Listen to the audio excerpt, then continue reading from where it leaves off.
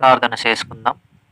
పరలోకమందున్న మా కన్న తండ్రి, మమ్మలను మిక్కిలిగా ప్రేమించిన మా గొప్ప దేవ, మీకు కృతజ్ఞతాస్తుతులు, స్తోత్రాలు తెలియజేస్తూ ఈ యొక్క సమయంలో గ్రంథంలో వ్రాయబడినటువంటి మాటలను గూర్చి ఆలోచన చేయుచుండగా తండ్రి, మీ యొక్క ఆలోచనను నాకు అనుగ్రహించి చెప్పుచున్న నాకు మీ యొక్క ఉన్నతమైనటువంటి ఆలోచననిచ్చి వినుచున్న పిల్లలందరికీ వినగలిగే చెవులను, గ్రహించగలిగేటటువంటి మంచి మనసును దయచేయమని కోరుతూ క్రీస్తు నామమున ఈ చిన్ని మనవి సమర్పిస్తున్నాము తండ్రి. ఆమెన్. రైట్. ఈ యొక్క సమయంలో ఈరోజు పాఠ్యాంశంలోనికి మనము వెళ్ళే ముందుగా గడిచినటువంటి వారంలో కూడా చాలా ప్రాముఖ్యమైనటువంటి విషయాన్ని గ్రంథంలో నుండి మనం ఆలోచన చేయటం అనేది జరిగింది. అయితే వాస్తవానికి ఎన్నో ప్రశ్నలు, అనేకమైనటువంటి ప్రశ్నలు మన ముందుకు తీసుకురావటం అనేది మనము చూస్తూ ఉన్నాం. అయితే అనేకమైనటువంటి ప్రశ్నలలో కొన్ని ప్రశ్నలకు గ్రంథానుసారమైనటువంటి వివరణను, ప్రశ్న ఎవరికైతే వస్తుందో వారికి అర్థమయ్యే రీతిగా, ప్రశ్న అడిగినటువంటి వ్యక్తికే కాకుండా వింటున్నటువంటి అనేక మందికి ఆ యొక్క ప్రశ్నకు సమాధానము అర్థమైంది అని నేను అనుకుంటా ఉన్నాను. ఎందుకు అనంటే గ్రంథంలో ఉన్నటువంటి మాటలే మనం ఆలోచన చేయటం అనేది జరిగింది. అదే విధంగా ఈ రోజున కూడా మనము మరొక ప్రశ్నను గూర్చి ఆలోచన చేయవలసినటువంటి వారముగా ఈ సమయంలో ఈ విధముగా కూడుకోవటం అనేది జరిగింది. అయితే వాస్తవానికి మనం ఆలోచన చేయగలిగితే ఈ రోజున మనం చాలా ప్రాముఖ్యమైనటువంటి ప్రశ్నకు సమాధానమును ఆలోచన చేయాలి. గ్రంథంలో ఉన్నటువంటి విషయాన్ని ఇప్పుడు ఈ ప్రశ్న మనకు అర్థం కావాలి అనంటే ఎవరో ఏదో చెప్తున్నారు కదా, ఏదో వింటున్నాము కదా అని ఆలోచించటం కాదు, కానీ గ్రంథం ఏం తెలియజేసింది, దేవుడు గ్రంథంలో ఏమి వ్రాయించారు, ఈ ప్రశ్నకు సమాధానమును ఏ విధమైనటువంటి భావజాలంతో కూడినటువంటి విషయాలు గ్రంథంలో ఉన్నాయి. ఇటువంటి పరిశీలన మన మనసులో పెట్టుకొని ప్రశ్నకు సమాధానమును వింటున్నటువంటి ప్రతి ఒక్కరు కూడా ఆలోచన చేయవలసినదిగా నేను మొదట మీకు కోరుతా ఉన్నాను. ఈరోజు ఆ ప్రశ్నను గూర్చి మనం ఆలోచన చేద్దాం. ఇంతకు ఆ ప్రశ్న ఏమిటి అనంటే పరలోకము, పరలోక రాజ్యము రెండు ఒకటేనా, వేరువేరా? మరొకసారి పరలోకము, పరలోక రాజ్యము రెండు ఒకటేనా, వేరువేరా? ఈ ప్రశ్నను గూర్చి చాలా రకాలుగా చాలామంది అనుకుంటా ఉన్నారు, బోధిస్తూ ఉన్నారు. కానీ మనిషి అనుకోవటం వేరు, గ్రంథంలో ఉన్నది ఉన్నట్టుగా మనిషి చెప్పటం వేరు. మనిషి సొంతంగా ఆలోచన చేసి చెప్పటం వేరు, గ్రంథంలో ఉన్నది ఉన్నట్టుగా మనిషి చదివి సిద్ధపడి గ్రంథానుసారంగా దేవుడు ఏ విధంగా అయితే వ్రాయించారో దాని ప్రకారంగా బోధించటం వేరు. దీనిలో దేవుడు సంతోషించేటటువంటి విధానం ఏది అనంటే గ్రంథానుసారంగా బోధించగలిగితేనే దేవుడు ఆ బోధ విషయమై సంతోషపడే అవకాశం ఉంది. గ్రంథానికి విరుద్ధముగా, గ్రంథ వ్యతిరేకముగా గ్రంథంలో లేని మాటలను బోధించిన, గ్రంథంలో ఉన్న మాటలను తీసివేసి అట్టి విధంగా బోధించిన దేవుడు సంతోషించవలసినటువంటి అవసరత అనేది ఉండదు. దేవుడు సంతోషించరు. కాబట్టి మనం ఆలోచన చేయగలిగితే పరలోకము, పరలోక రాజ్యము ఒకటేనా అనంటే, గ్రంథం ఏ విధంగా చెప్పిందో, దేవుడు ఏ విధంగా వ్రాయించారో దానిని మాత్రమే మనము చాలా జాగ్రత్తగా ఆలోచన చేయాలి. ఈ మాటలు అందిస్తున్న నేనైనా, వింటున్నటువంటి మీరైనా, ఎవరైనా కూడాను గ్రంథంలో ఉన్నటువంటి విషయాన్నే మనం ఆలోచన చేయాలి కానీ గ్రంథంలో లేని విషయాన్ని ఆలోచించటానికి లేదు. అయితే ఇక్కడ గమనించినప్పుడు పరలోకము, పరలోక రాజ్యము ఈ రెండు ఒకటే అని బోధించేవారు చాలామంది ఉన్నారు. రెండు ఒకటి కాదు అని బోధించేవారు కూడా ఉన్నారు. అయితే నేను ఎవరికి వ్యతిరేకిని కాను. పరలోక రాజ్యము, పరలోకము ఒకటే అని బోధించే వారికి వ్యతిరేకిని కాను. పరలోకము వేరు, పరలోక రాజ్యము వేరు అని బోధించే వారికి నేను వ్యతిరేకిని కాను. అలా అని చెప్పేసి దేవునికి కూడా నేను వ్యతిరేకిని కాను.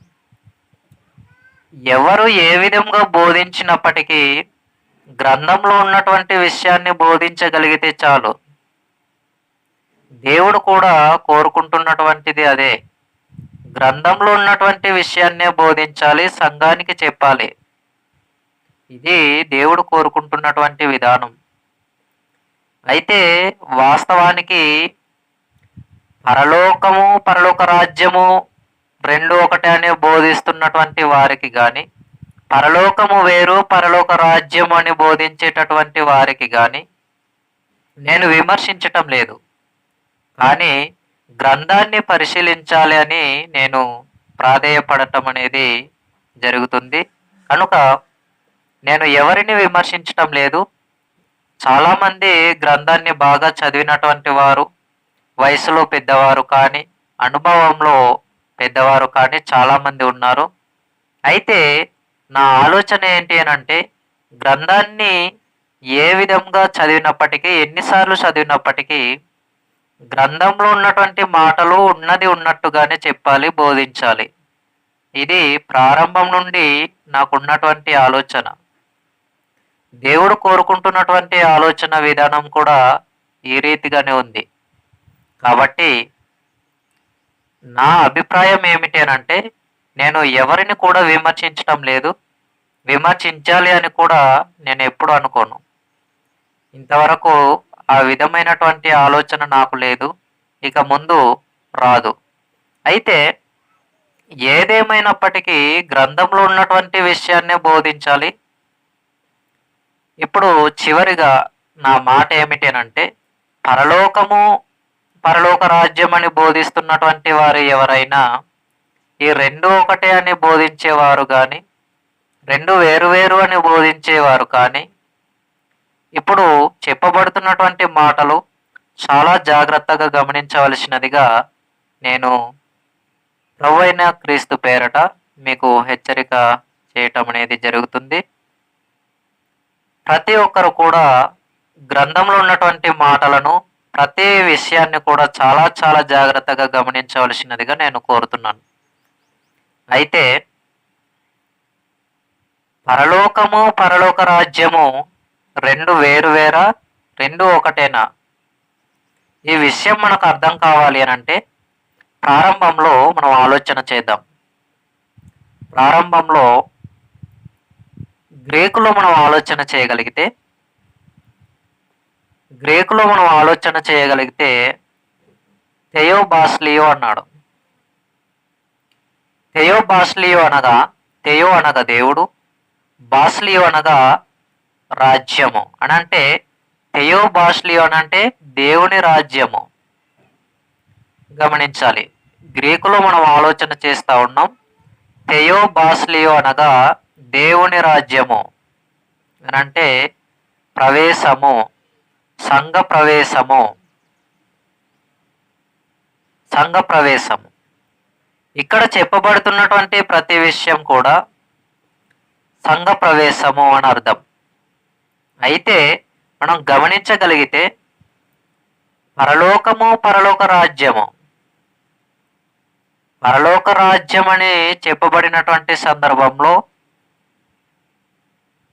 పరలోక రాజ్యం అని చెప్పబడినటువంటి సందర్భంలో అది సంఘ స్థాపనకు, సంఘంలో ప్రవేశించటానికి అనగా ఆత్మ మూలంగా, నీటి మూలంగా జన్మించి లేదా బాప్తిస్మము తీసుకున్న తరువాత సంఘంలో ప్రవేశించటానికి చెప్పబడినటువంటి మాట. ఏ మాట అని అంటే పరలోక రాజ్యము. పరలోక రాజ్యము ఎక్కడుంది అని అంటే పరలోక రాజ్యం అనగా సంఘం. పరలోక రాజ్యం అనగా సంఘంలో ప్రవేశించటం. పరలోక రాజ్యంలో ఎవరుంటారు అని అంటే సంఘం ఉంటుంది. ఆత్మ మూలంగా, నీటి మూలంగా జన్మించినటువంటి సంఘం, క్రీస్తు రక్తం ద్వారా కడగబడినటువంటి సంఘం, క్రైస్తవులుగా విశ్వాస జీవితాన్ని కలిగి ఉంటున్నటువంటి వారు పరలోక రాజ్యములో అనగా సంఘములో ఉంటారు. దేవుని రాజ్యం, పరలోక రాజ్యం అంటే సంఘ ప్రవేశము. మనం ఆలోచన చేసినప్పుడు యోహాను సువార్త మనం ఆలోచన చేద్దాం. గ్రంథంలో చెప్పబడినటువంటి విషయాలు మనము ఆలోచన చేసినప్పుడు యోహాను సువార్త 3వ అధ్యాయము, యోహాను సువార్త 3వ అధ్యాయము 5వ వచనాన్ని మనం జాగ్రత్తగా ఆలోచన చేయగలిగితే యేసు ఇట్లా, నేను ఒకడు నీటి మూలంగాను ఆత్మ మూలంగాను జన్మించితేనే గాని దేవుని రాజ్యంలో ప్రవేశింపలేడని నీతో నిశ్చయంగా చెప్పుచున్నాను. అంటే ఇక్కడ దేవుని రాజ్యంలో ప్రవేశించటం అని అనగానే మరలా సంఘంలోనికి ప్రవేశించటం. ఆత్మ మూలంగా, నీటి మూలంగా జన్మించిన తర్వాత ఎక్కడ ప్రవేశిస్తారండి? సంఘంలో. ఆత్మ మూలంగా, నీటి మూలంగా జన్మించటం అంటే బాప్తిస్మాన్ని తీసుకోవటం, బాప్తిస్మాన్ని పొందటం. బాప్తిస్మాన్ని పొందినటువంటి వ్యక్తి ఎక్కడ ప్రవేశిస్తాడు? ఎక్కడ ప్రవేశిస్తారు అని అంటే సంఘంలో ప్రవేశిస్తాడు. బాప్తిస్మాన్ని ఎవరైతే తీసుకున్నాడో, ఏ వ్యక్తి అయితే తీసుకుంటాడో ఆ వ్యక్తి సంఘంలో ప్రవేశించటానికే అవకాశం ఉంది. కానీ సంఘానికి వెలుపల ఎప్పుడు ఉంటారంటే బాప్తిస్మం తీసుకోక ముందుగా ఉన్నటువంటి పరిస్థితి. అయితే ఇక్కడ మనం ఆలోచన చేయగలిగితే సంఘంలోనికి ప్రవేశిస్తున్నటువంటి ప్రధానమైనటువంటి విషయము లేదా ప్రధానమైనటువంటి ఉద్దేశము ఇక్కడ ఏంటి అని అంటే బాప్తిస్మమును పొందుకోవటం, బాప్తిస్మము తీసుకోవటం.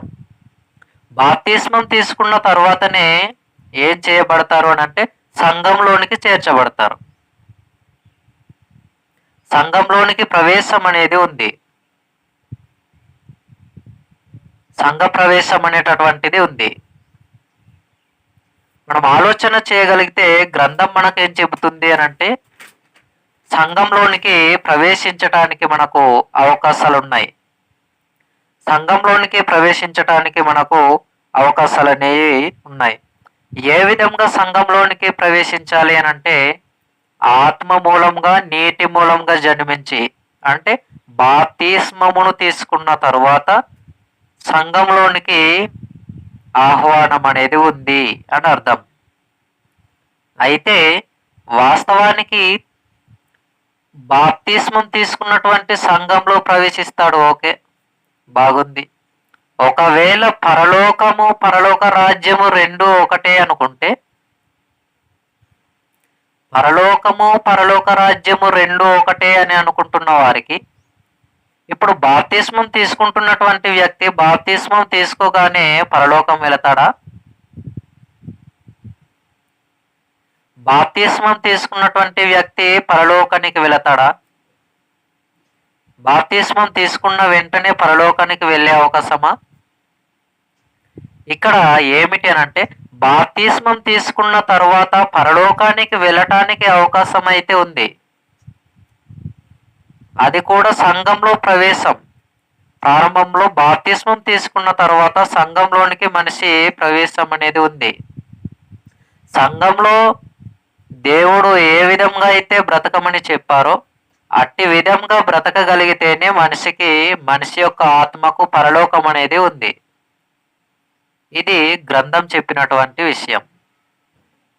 కానీ పరలోకము పరలోక రాజ్యము రెండు ఒకటే అని అనుకుంటే బాప్తిస్మం తీసుకున్న వెంటనే దేవుని రాజ్యంలో ప్రవేశించటం అనగానే పరలోకంలో ప్రవేశించటం కాదు. బాప్తిస్మం తీసుకున్న తర్వాత సంఘంలోనికి ప్రవేశం. కాబట్టి దేవుని రాజ్యము అనగా పరలోక రాజ్యము అనగా మనకేమర్థం అవ్వాలి అనంటే సంఘంలోనికి ప్రవేశము అనేది మనకు అర్థం కావాలి. ఈ మాటలో కూడా దేవుని రాజ్యంలో ప్రవేశించడం ఈ యొక్క మాట యోహాను సువార్త 3వ అధ్యాయం 5వ వచనంలో ఇక్కడ మనం చూసినటువంటి సందర్భం. యేసు ఇట్లా నేను ఒకడు నీటి మూలంగాను ఆత్మ మూలంగాను జన్మించితేనే గాని దేవుని రాజ్యంలో ప్రవేశింపలేడని నీతో నిశ్చయముగా చెప్పుచున్నాను. దేవుని రాజ్యంలో అని చెప్పబడినటువంటి ఈ సందర్భంలో దీనిని మనం గ్రీకులోనికి తీసుకువెళ్ళి చూడగలిగితే అక్కడ కూడా ఏం రాయబడిందంటే థెయోబాస్లియో అని రాయబడింది. ఎక్కడ?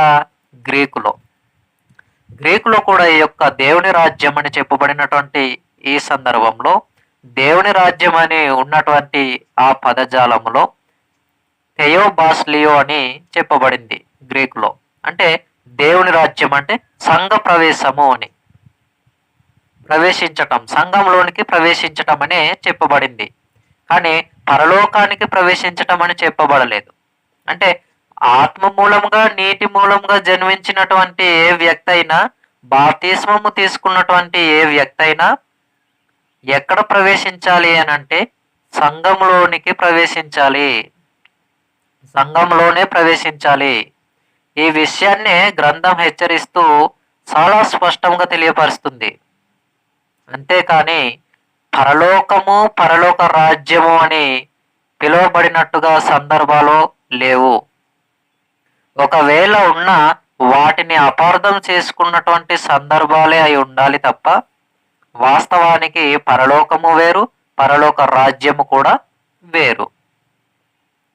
కాబట్టి మనం ఆలోచన చేయగలిగితే పరలోకమును గూర్చి దేవుడు వ్రాయించినటువంటి ప్రతి సందర్భంలో ఏం చెప్పబడిందంటే పరలోకమును గురించి వ్రాయబడినటువంటి సందర్భంలో పరలోకమందున్న అని వ్రాయబడింది, పరలోకమందున్నటువంటి తండ్రి అని రాయబడింది, పరలోకంలో నుండి దిగి వచ్చిన కుమారుడైన యేసుక్రీస్తు వారి గురించి కూడా పరలోకం అని వ్రాయబడింది. కానీ పరలోక రాజ్యం నుండి వచ్చిన యేసుక్రీస్తు అని చెప్పలేదు. యేసుక్రీస్తు వారు శిష్యులకు ప్రార్థన నేర్పిస్తున్న సందర్భంలో కూడా పరలోకమందున్న మా తండ్రి అని నేర్పించారు.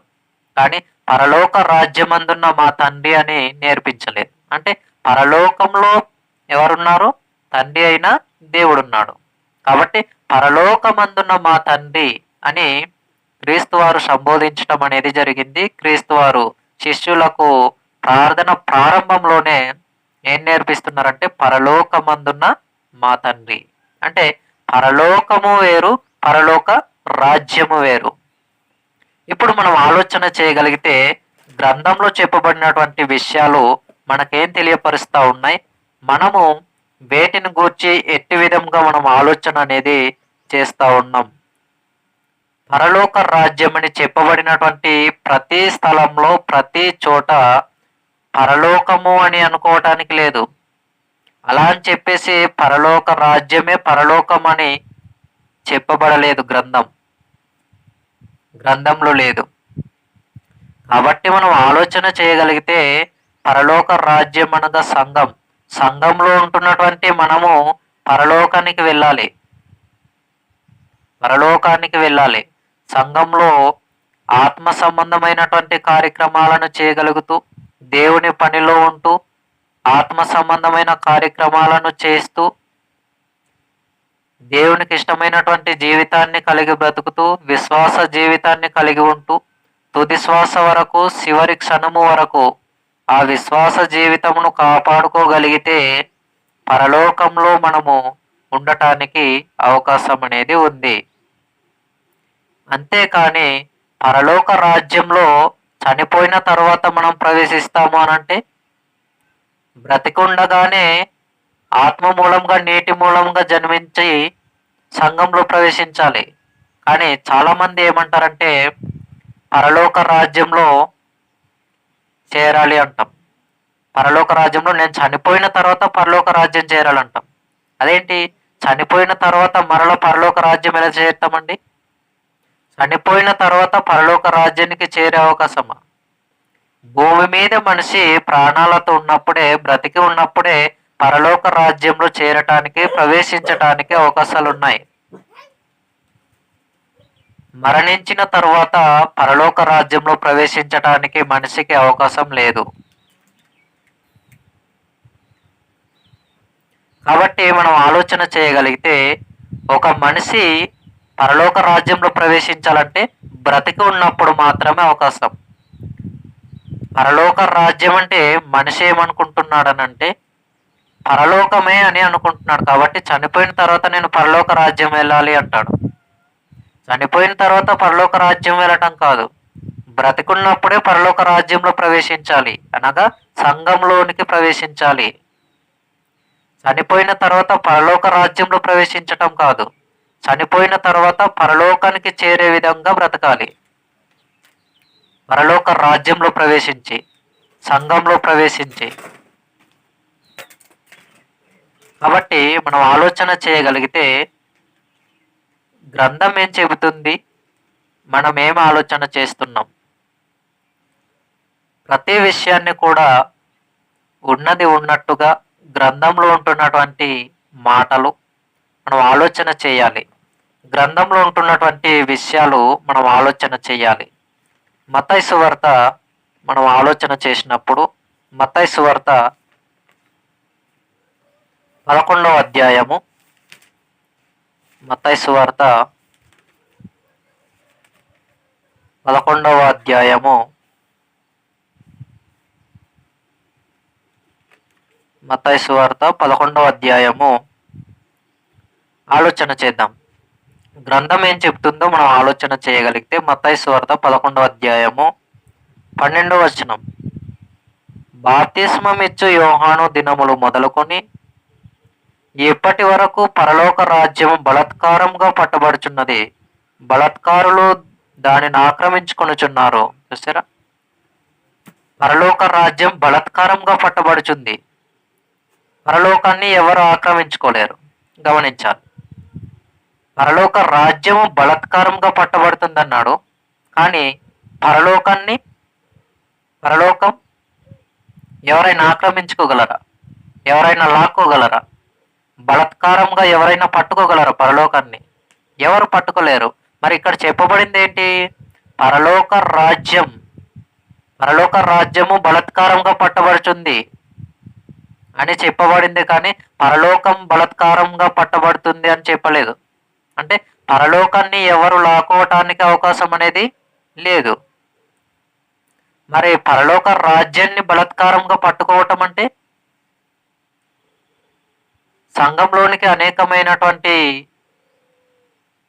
బోధలు కానీ, సంఘంలోనికి అనేకమైనటువంటి సంఘానికి, దేవునికి దూరం చేసేటటువంటి సందర్భాలు కానీ, సంఘంలో లేని విషయాలను చెప్పటం కానీ, ఇలాంటివి అనేకమైనటువంటివి సత్య సంబంధమైనటువంటి వాక్యాన్ని కలిగి ఉన్న సంఘంలో అసత్యమైనటువంటి విషయాలను తీసుకువస్తూ సంఘాన్ని దుర్వినియోగపరచటం, ఇది మనం గమనించాలి.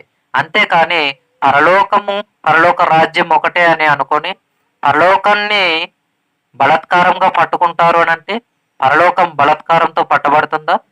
పరలోకాన్ని ఎవరైనా ఆక్రమించుకోగలరా? పరలోకాన్ని ఎవరైనా లాక్కోగలరా? పరలోకమును ఎవరైనా దొంగిలించగలరా? దానిని తీసుకోగలరా? మనిషి గ్రంథంలో ఉండేటటువంటి విషయాన్ని వింటున్నప్పుడైనా, బోధిస్తున్నప్పుడైనా చాలా జాగ్రత్తగా గమనించాలి.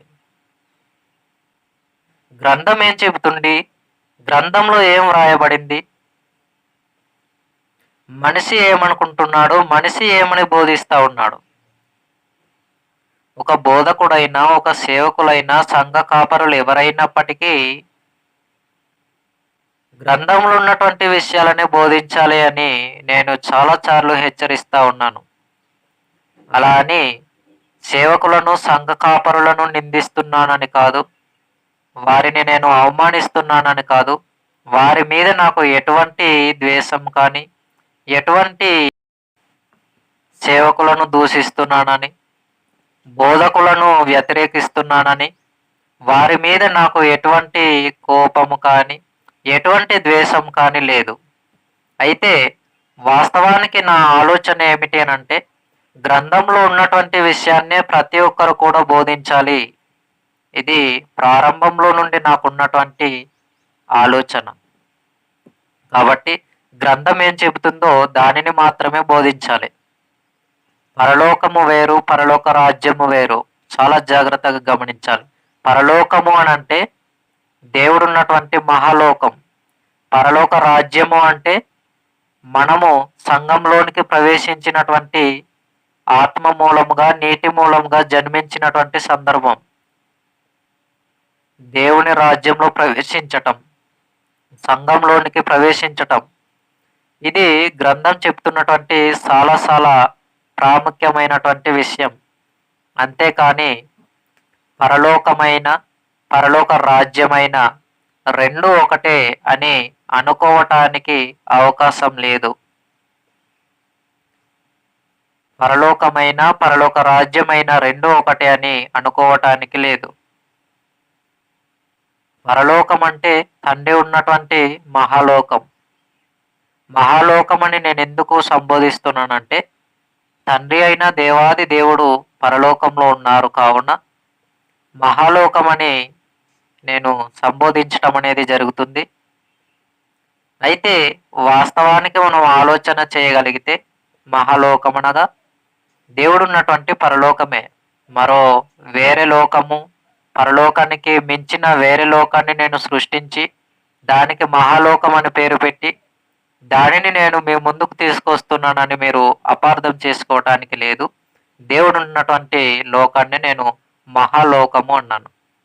అయితే వాస్తవానికి మనం ఆలోచన చేసినప్పుడు దేవుడు ఉంటున్నటువంటి పరలోకమే, కానీ మనము ఉండేటటువంటిదైతే ఇప్పుడు ప్రస్తుతానికి మనం ఉన్నటువంటిది క్రైస్తవులుగా విశ్వాస జీవితాన్ని కలిగి ఉంటున్నటువంటి మనమందరము కూడా ఉన్నటువంటిది ఏమిటి అనంటే దేవుని రాజ్యము, పరలోక రాజ్యం. అంటే ఇది ఏమిటి అనంటే, పరలోక రాజ్యం అని అంటే ఏమిటి అనంటే సంఘం. సంఘంలో మనం ఉన్నాం. క్రీస్తు రక్తం ద్వారా కడగబడి ఆత్మ మూలంగా, నీటి మూలంగా బాప్తిస్మము తీసుకుని జన్మించిన తరువాత సంఘంలో మనం ప్రవేశించాం. ఇదే పరలోక రాజ్యం. సంఘంలోనికి ప్రవేశించటాన్నే పరలోక రాజ్యం, ప్రవేశము అన్నాడు. దేవుని రాజ్యము అని చెప్పబడిన దగ్గర కూడా థెయోబాస్లియో అనే గ్రీకు పదం ప్రయోగించబడింది. అది ప్రవేశం అని చెప్పబడింది. కానీ పరలోకం అయితే, పరలోక రాజ్యం అయితే ఈ రెండు కలిపి ఒకటి కాదు. పరలోకము వేరు, పరలోక రాజ్యము వేరు. పరలోక రాజ్యంలో సంఘముగా క్రీస్తు రక్తం ద్వారా కడగబడి ఆత్మ మూలంగా, నీటి మూలంగా జన్మించిన మనమున్నాము. పరలోకంలో దేవుడున్నారు. కాబట్టి ఈ విషయాన్ని ప్రతి ఒక్కరు కూడా గమనించవలసినదిగా నేను కోరుతా ఉన్నాను. ఎందుకంటే ఇటువంటి విషయం గనుక గ్రంథంలో ఉన్నటువంటి మాటలు అర్థం కాకపోతే మనిషి చాలా ప్రమాదానికి గురయ్యేటటువంటి అవకాశాలు అనేవి ఉన్నాయి. కాబట్టి ప్రతి విషయాన్ని కూడా గ్రంథంలో క్షుణ్ణంగా పరిశీలన చేస్తూ జాగ్రత్తగా గమనించగలుగుతూ చక్కగా నేర్చుకోవాలని నేను మనస్ఫూర్తిగా ఈ వీడియోని వీక్షిస్తున్న ప్రతి ఒక్కరికి కూడా తెలియజేస్తూ ఉన్నాను. ప్రతి ఒక్కరు కూడా గమనించాలని నేను కోరుతా ఉన్నాను. ఇటువంటి విషయాన్ని, గ్రంథంలో ఉన్నటువంటి విషయాన్ని ఇంతవరకు నేను తెలియజేశాను. ఎవరైనా ఈ వీడియోను వీక్షించినటువంటి వారు ఈ వీడియోను చూస్తూ వింటూ ఉన్నటువంటి వారు